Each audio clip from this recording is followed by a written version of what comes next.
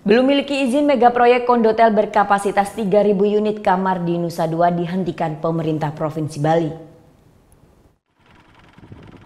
Di kawasan wisata Pantai Geger Nusa Dua ini rencananya akan dibangun kondominium villa dan hotel berkapasitas kamar sebanyak 3.000 unit yang menawarkan pemandangan Samudra Hindia. Pihak investor dari PT SGP atau Surya Gardenia Properindo merupakan perusahaan konsorsium dari PT Surya Raya Investama selaku pemilik lahan yang menggandeng investor dari Hong Kong yakni PT China Country Garden.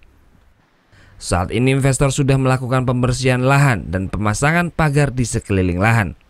Namun rencana pembangunan akomodasi pariwisata ini terkendala karena belum memiliki izin. Hal ini diketahui setelah Satpol PP, Dinas Lingkungan Hidup serta Dinas Penanaman Modal Provinsi Bali melakukan sidak ke lokasi tersebut pada Jumat 12 Mei lalu. Dari hasil sidak Jumat lalu, pemerintah provinsi terpaksa harus menghentikan pembangunan mega proyek ini karena tidak ada izin resmi. PT SGP ini yang jelas ya belum memiliki izin, ya belum memiliki izin, baru tahap sosialisasi katanya ya dengan desa Pemige dan kami ya telah perintahkan kepada pengawas pekerjaan itu agar tidak melakukan kegiatan, ya nggak ada izin kan.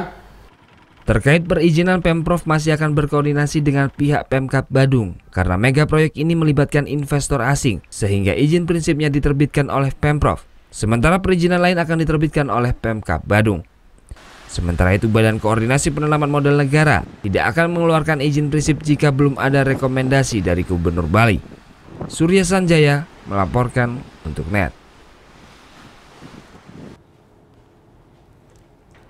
Thank you. Udah selesai nonton beritanya? Jangan pergi dulu dong. Subscribe dulu dan nonton tayangan lainnya di sini. Subscribe, nonton lagi. Subscribe, nonton lagi.